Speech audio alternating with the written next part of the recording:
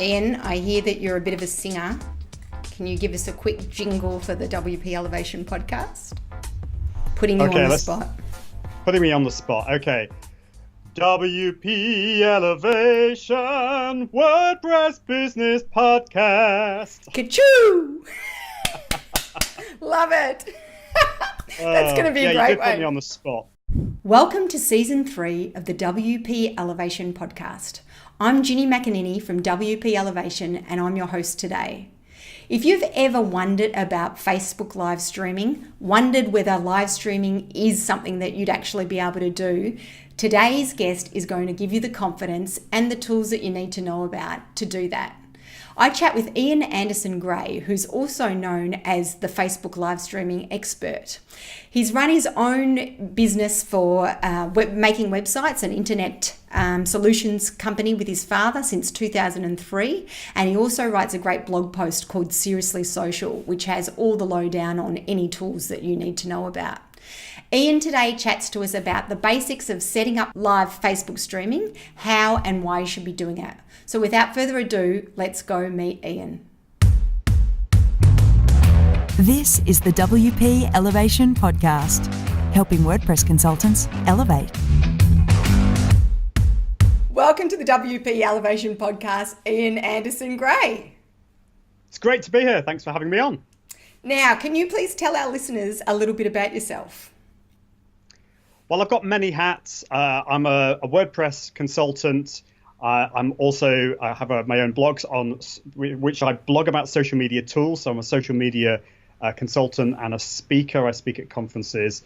And I'm also a musician. I trained back in the day as a singer, a professional singer. So take your pick from all of that. I get confused. Great hats to wear. Tell me, what's your favourite, just out of interest, what's your favourite genre of singing? Classical, modern, what do you like? Yeah. Well, I mean, there's a difference between, I trained classically, so that's kind of what I did and what I feel most comfortable with. I have done some music theatre as well, but in terms of what I like to listen to, I've got a really kind of broad taste. I mean, I quite like electronica and jazz and kind of most things. The only thing haven't got quite into yet is rap, but apart from that, I'm pretty good. Plenty of time for that. Now, we've got you on the program today because I know that you're a bit of an expert on live streaming and Facebook live streaming. So to start off with, I just wanted to know why we should be doing this now. Why is this important for our audience to know? Well, that is the really important question to ask, because a lot of people are getting onto the live video thing because it's what everyone else seems to be doing, and it's the hot topic. Everyone's going on about live video, but I think we need to come up with our why, and there are lots of good reasons why it can be a good thing. The best thing, or the first thing that really is that it is a more intimate platform. It is a way that your audience can get actual access to you. They can ask you questions. It's more, there's more of a connection there, really. So it's, for hundreds of years, we've been doing buying and selling on an emotional level. And if you go back to the medieval marketplace, you'd go and you'd buy from somebody in the marketplace, and there'd be that interaction, that conversation. And I think the live video kind of brings back that human interaction much more. This is another word that's used a lot, and that's authenticity. I think so it allows you to be more authentic. But I think you need to kind of work out, what does that actually mean for you? Does that mean you're going to be sharing all your dirty laundry in public? No, but it's a way for you to share your thoughts and with your business and how you work behind the scenes, which is maybe not what you would normally do in your other type of content. I think it gives your viewers exclusive access to you. It's allowing you to be more authentic. It creates that empathy, that feeling of empathy, that human interaction. So definitely lots of good reasons why I think it can work. And is it for everybody? No, it isn't for everybody. But I will say that it's probably for more people than we think. We can come up with all these excuses, and actually, I think it's worth considering it as an option, because because it can work really, really well if you just go and try and do it.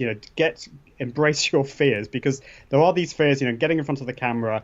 And actually, do you know what? In some ways, live video is an easier form of creating content.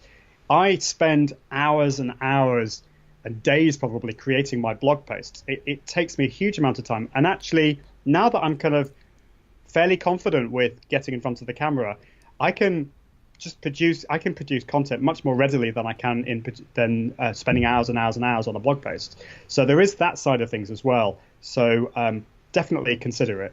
That's a really good point, actually, because I know so many people struggle with writing blog posts. And if writing isn't your thing, sure, being in front of the camera may not be either, but you don't know until you give it a try.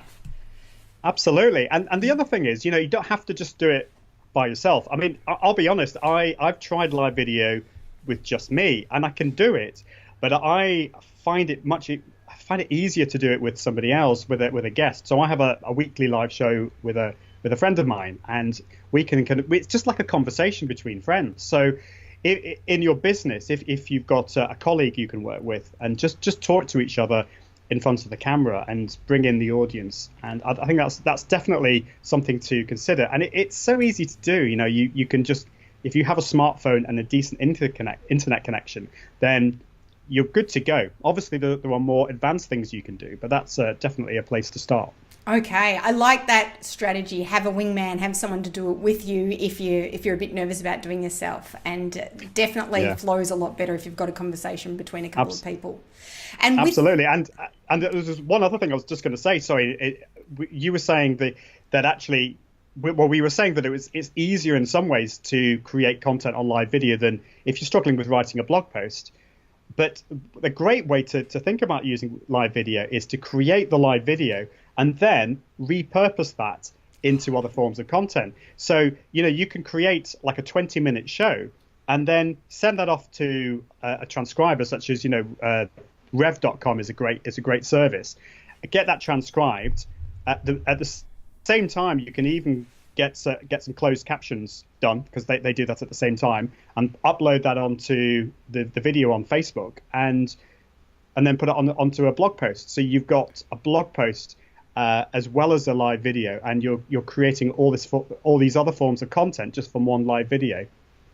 I love that. That's a very good way to spend your time, a good use of time. That's what we're all about. I love that. So before we get into the technical side of it, just in terms of performing and doing what you want to do, is there a strategy you use of, introduction first, then this A, B, C? Like, do you go through a format, or is it better just to do whatever works? Yeah, great question. So when I first started with live video last year, I didn't have any strategy. I just went on and talked. And I think sometimes that can work. So just, if you're afraid, the first thing to do is just go live on your Facebook profile and change the privacy settings to only me. So you can just test it out and then test it with your friends. And don't worry too much about a strategy to begin with. Just get used to it. But once you've got used to the platform, having a plan is absolutely vital. So I write it down in bullet points. Do I go off script? Yes, I do. But I've got this in front of me to keep me focused. So, I mean, what I tend to do is the first thing that I do when I go live is I address the replay viewers first, because whatever platform you're on, whether it's YouTube or Facebook, it takes time for your live viewers to arrive. It sometimes can take a minute or two. So instead of you just looking at the camera, just waiting for these people to arrive, the first people that are going to be watching you are the people that are watching later on. So I always say, thanks for watching this show. Thank you for watching the replay. And today we're going to be talking about, and then announce what you're talking about and what they're going to get out of the video. Also, if you can kind of give a bit of a hook, a bit of a kind of tantalizing thing that you're going to give at the end. So you're trying to get them to stay to the end of it. End of the show is really, really important, because I'll be honest with you, most live viewers dip in and dip out, and it's very difficult to keep them going. So if you can say, if you stay to the end, we've got this particular thing, give away or whatever, some tip that you're going to give. And then after a minute, hopefully you'll start to get some live viewers, so you can then start to shout them out and say hello to those people. And don't spend too long on that, because that's really boring for the replay viewers. And then get into what you're actually going to be talking about. And then right at the end, it's really important. This is the thing that I always forget, or I nearly always forget, and that is to have a call to action. You know, you've got to have, what is your why for this video? What are you actually wanting to get out of it? Do you want them to go to a blog post you've written? Is there something that you're selling? Is it a new course? Give them a really clear call to action at the end, and then tell people when they can expect to see you next. Because I think frequency and consistency on live video is really, really important. So when are you going to be on next? Maybe it's next week at a particular time, and tell people how they can find out more about you and see your next show. Ooh, some good tips in that one. And what about the length of each video? Yeah, that is a tricky one, and I think you're going to have to work out what works for you. I've seen some really powerful live videos, really successful ones that have consistently got high viewerships that have lasted over an hour. But wow. I think that is unusual. I would start off with probably do 5 to 10 minutes, maybe 15 minutes, and see how you get on. Don't worry too much about the number of live viewers that you have. That can be quite disconcerting, particularly when you start off. You may get no viewers. You may only get a couple. But over time, the more consistent you are, you'll get an idea of the length of the time that works for you, the time of day that works for you, the day of the week that works best for you, and and also the subject. It's kind of like live video is like any other form of content. You've got to find what resonates with your audience and what is going to deliver the best return on investment, really, for you in producing that content. Exactly. So whether it's like blogging, it's trial and error. Yeah. Now, before we go into, because you've written a fantastic post which has had an unbelievable amount of shares about how to do it, because it's written so it's structured and written in such an easy way to follow. But before we go into that, because I want you to sort of talk us through how does, if we're starting this from scratch, how we do it. Tell me about, I know there's quite a few different platforms, and I mentioned to you before, my son's a gamer. He is a bit of a YouTuber. He's only in year 8. And he was telling me all about Twitch. And I'm thinking, Twitch, I've never heard of it. I've got to ask Ian about this. So there's quite a few different things. Yep. Why do you recommend Facebook for live streaming? And is this the way to go for us as WordPress consultants, or to advise our clients on? Well, it's... You've got to think of a few things. It's like, when you choose what's your primary social network that you want to engage on? So, is it Facebook? Is it Twitter? Is it Instagram? And so there are a number. In order to answer that, you need to think, well, where is my audience? Where are my connections going to be? So if you're primarily on Twitter and your audience is really engaged on Twitter, and you've got a very good, very basic and not particularly engaged Facebook audience, then Facebook Live is going to be a bit of a struggle for you. So you might want to consider Periscope for that. If you've got a really engaged YouTube channel and you've got loads of subscribers, then definitely think about YouTube, because with YouTube, when you go live to YouTube, all your subscribers are going to be notified that you're going live, and that's going to be a really good platform for you. Instagram is a very kind of odd platform. Instagram Live is only currently for on your smartphone, and once you have finished your broadcast, it disappears forever. Although you can download it and you can repurpose it. So that's an interesting one. You might want to I know some people are using Instagram Live to share their kind of more intimate business thoughts, because it's going to disappear from view afterwards. So that's an interesting one. But I think for many of us, Facebook Live is probably going to be the platform, because it is the biggest platform. It's got a lot of us have got good connections on Facebook. It's a very mature platform. Facebook have invested huge amounts of resources behind Facebook Live, and it is a little bit buggy, but in my opinion, it's the strongest out of all the other contenders, really. So it's really think about your audience, think about also which platform you'd feel most comfortable with, and then stick with that.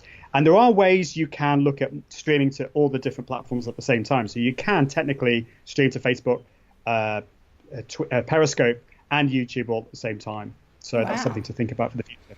A little bit fancy. That goes beyond Facebook live streaming 101. Okay, so just say I'm a newbie to this and I'm wanting to start my first stream and I don't know what equipment I need and how to go about it. Can you just walk us through some basics? And then I'm going to give a link in the post as well to your blog post about this because it's really helpful. It goes into detail.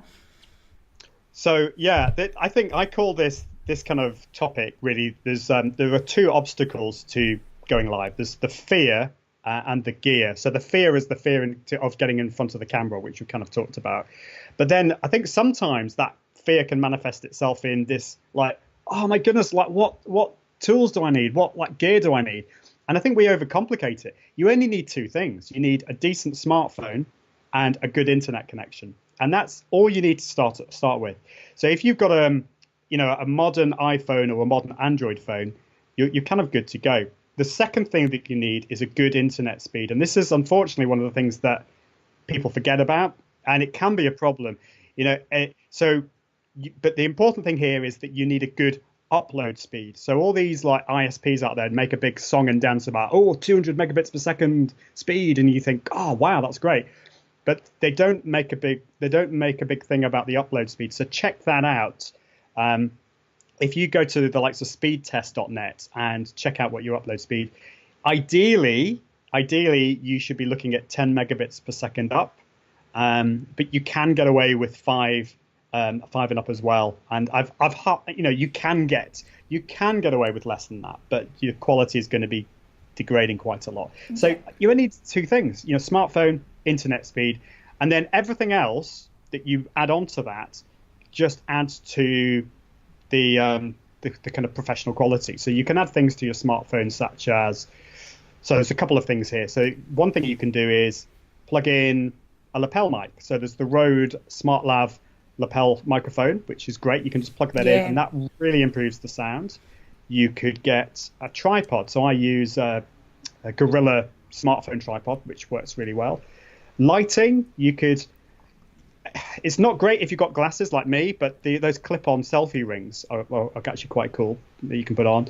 And then you can also get some wide-angle lenses to make it quite a cool effect as well. So there's all those extra things you can do to take things to the next level if you're using a smartphone. Ooh, okay, that sounds good. So start with the basics, see how you go, get some confidence up, see what sort of traction you're getting, and then look at, investing more as you go on would be the advice there. So once you've got your equipment set up, is the actual getting into Facebook and setting it up quite straightforward? Yeah, you just go live through your Facebook app on your phone. So you've also got, so if you're going to go live to Facebook, you've then got the choice to go live to your profile, your group, or your page. And obviously, if you're doing this primarily for business reasons, then you're probably going to want to do it from your page. But there are some, depending on your type of business, if you're more of a solopreneur type business like me, then I actually do a bit of all three of those. I've got my own members group, so I will go live to my members group. So you can do that from your phone, or you can go from your profile, or you can go from your page. It kind of really depends on what your strategy is. And if you want, I did mention before, you can look at broadcasting to multiple networks, which I know is complicated, but there is a tool that you can use, which I think Troy uses, which is what's it called again? Live Leap. So Live Leap is a service that you can. It's a paid solution, but what it does, it will check for live videos, say on your page, and when it notices you're going live on your page, it will then share that to maybe your group and your profile and other pages automatically. So you're automatically broadening out your audience, your live video to a wider audience. So that's something to think about as well. Oh, that sounds good. All right, so you've got that all set up, and it's easy to start broadcasting, does it automatically record it? Or afterwards, how long does it stay up there for? Just thinking of strategies.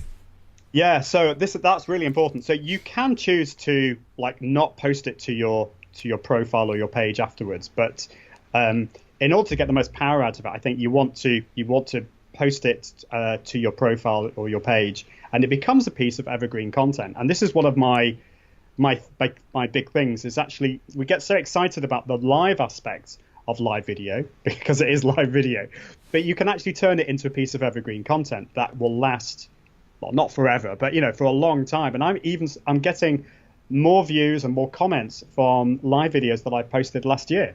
So wow. You can still get that conversation going, and there's lots of things that you can do to turn that into a piece of evergreen content.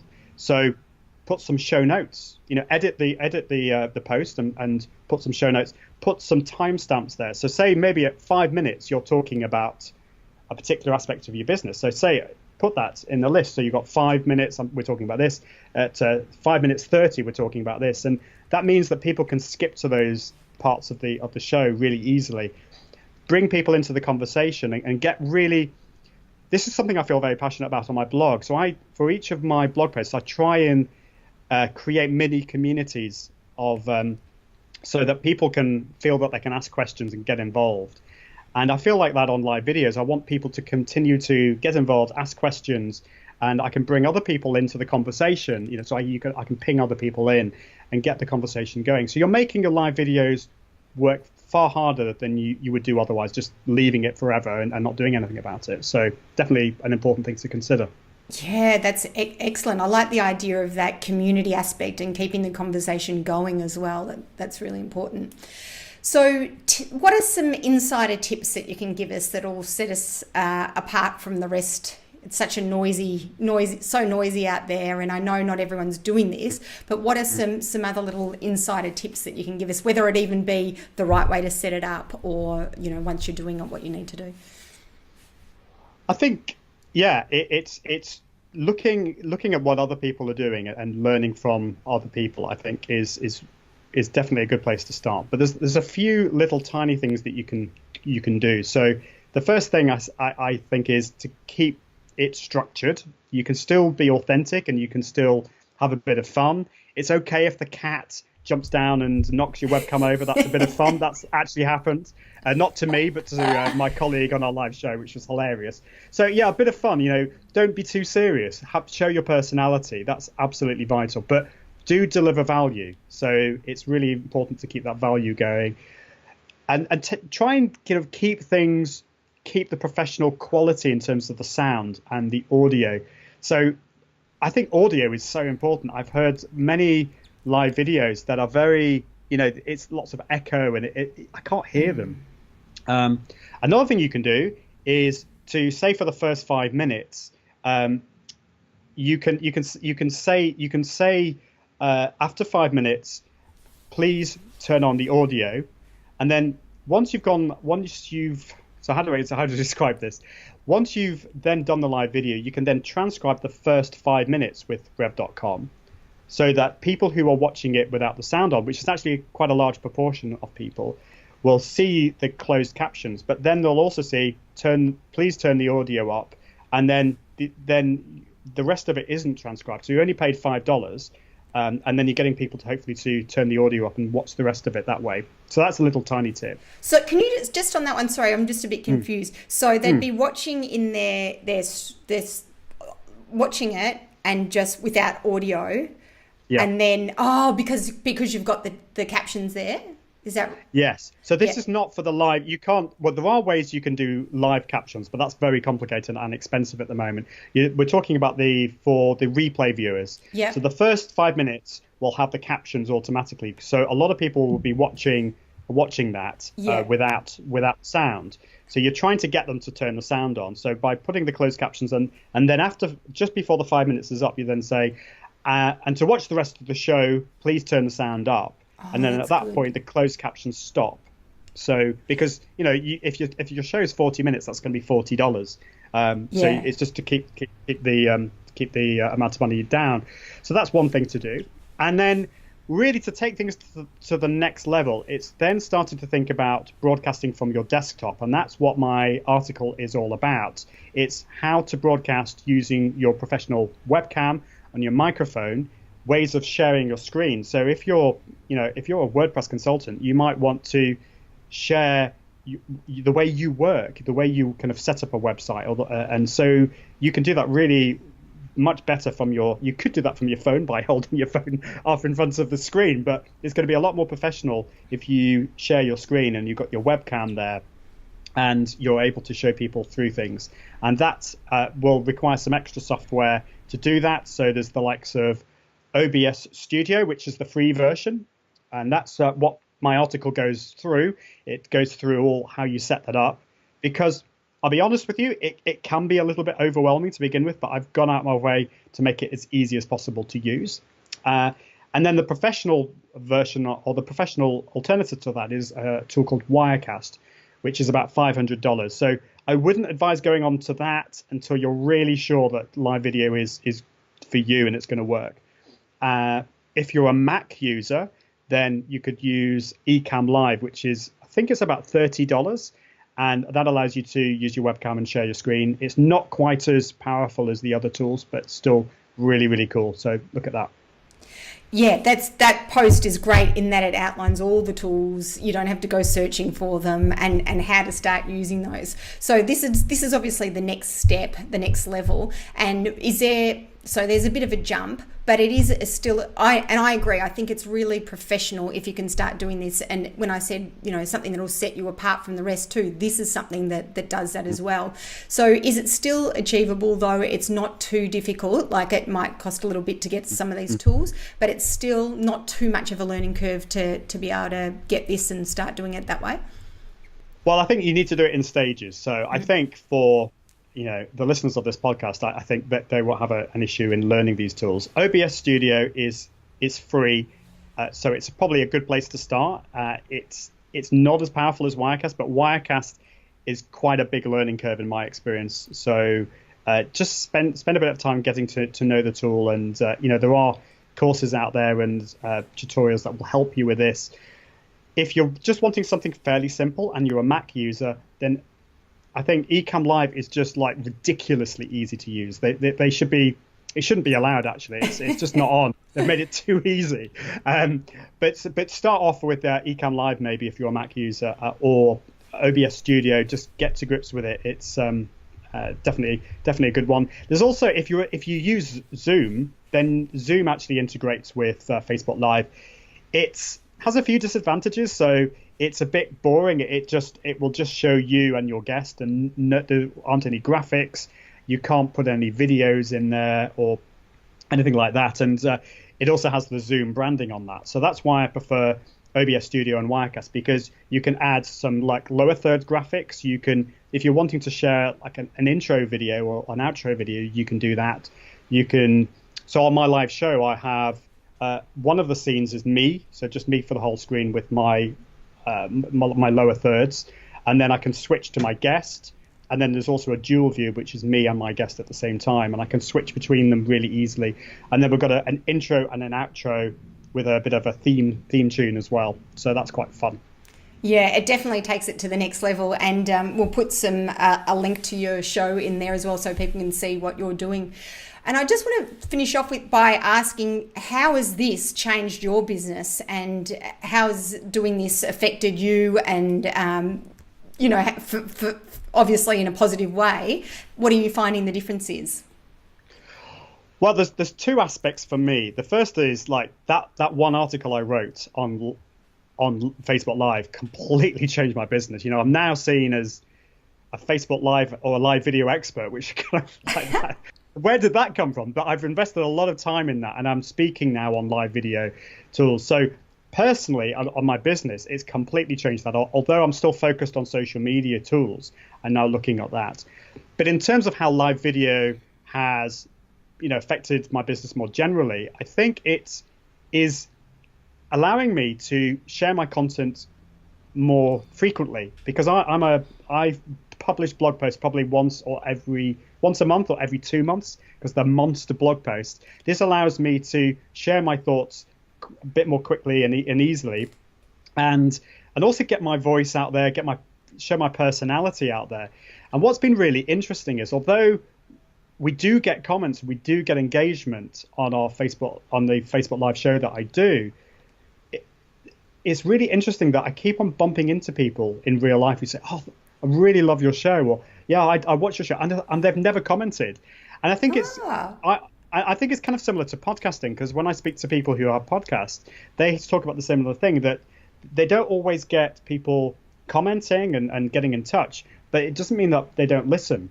And you then find out about it maybe a year or two down the line that they're a big fan and that they've become a customer of yours. So it's definitely I'm finding it's really opening quite a few doors for me and my business, because people are hearing about it, and then people are talking to other people who then become a client of mine. So it's really powerful.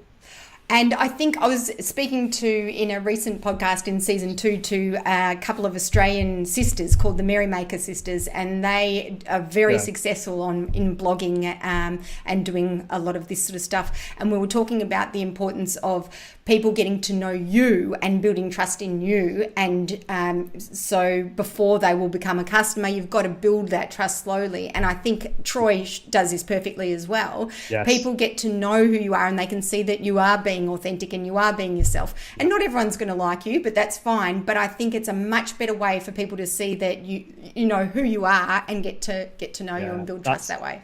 That is so true. And I have this real problem in that I think I'm not alone in this, that I want to be liked. So actually when people look at the live video and they think, "Oh, I don't it's not really my thing," I want to be liked by everyone. But actually, you're totally right. What this does is it gets rid of the people who would be probably your nightmare clients, because they see you and they don't really resonate with your message and your personality, and so they don't become your customer. And I think that's good. So, but you've got to kind of keep saying that to you, that it's a good thing. See, it's everyone has that fear, don't they? That no, not everyone's going to like it. But that's the thing. We've just got to. I think it's just sucking that up, getting through it, and then just putting yourself out there. And there are a lot of people who aren't doing that. So I think kudos to people who give this a go and really give it a go and stick with it. I think it's fantastic.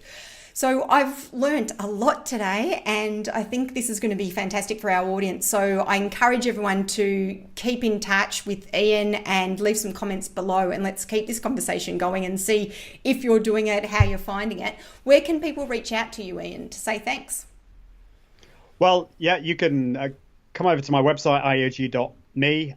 But find me on Facebook. Just search for my name, Ian Anderson Gray, or on Twitter at iag.me. That's IAGDOTME.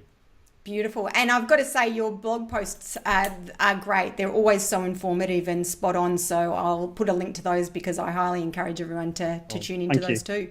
But I'm going to be looking out for you on your next live feed, and I'm going to start making a few comments. I look forward to it. That'd be great. Thanks for joining us, Ian. Thank you. This has been great. So how about it? Has Ian changed your mind? Are you ready to go live streaming? Or are you live streaming already? Please leave a message. Let us know below here in the comments if you're tuned into the page, and I'd love to know what you're doing. If you're listening to this on iTunes, you can access the page by wpelevation.com/Ian Anderson Gray. That's all lowercase, all one word. If you are on listening to the podcast on iTunes, we'd love a review and give us a rating. So it's wpelevation.com/iTunes. Let us know what you think. Until next week, start live streaming and go elevate.